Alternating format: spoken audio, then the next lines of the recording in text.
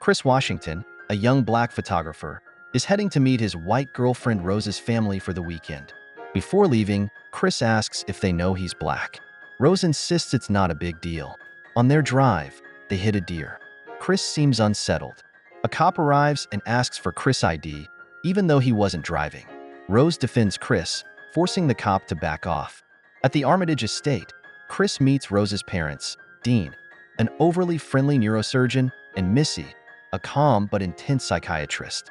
Rose's brother Jeremy is aggressive, weirdly obsessed with Chris genetics. The black housekeeper Georgina and groundskeeper Walter act strangely robotic. That night, Chris goes outside and sees Walter sprinting full speed at him before veering off. Georgina stares at her reflection in a trance. Inside, Missy invites Chris for tea and hypnotizes him without his consent. She forces him to relive his mother's death and sends him into the sunken place, a terrifying mental void where he's trapped in his own body. Chris wakes up in bed, shaken, but his cigarette cravings are gone. The next day, wealthy white guests arrive for a party, and Chris is treated like a novelty. Guests comment on black genetics, strength, and even ask Rose about their sex life. Chris meets Logan, a black man who acts like an older white gentleman. Suspicious, Chris takes a photo of him, but the camera flash causes Logan to snap out of it. He panics, grabs Chris, and yells, "Get out!" before being subdued.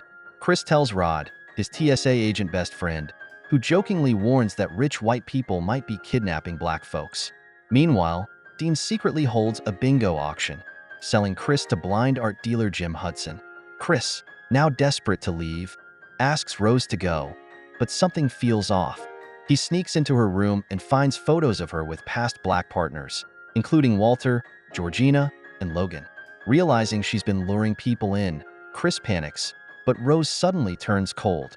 He tries to run, but Jeremy blocks the door, and Missy clinks her spoon against her cup. Chris instantly falls into paralysis and blacks out. He wakes up strapped to a chair, watching a video explaining the coagula procedure. White people transfer their consciousness into black bodies, leaving the host trapped in the sunken place. Jim Hudson, the blind man, has won Chris' body. Thinking fast, Chris uses the chair's stuffing to block his ears, preventing hypnosis. When Jeremy comes to take him, Chris fights back and kills him. He escapes, killing Missy with a knife and setting Dean on fire.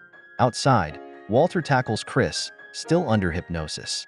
Chris takes a flash photo, momentarily freeing Walter.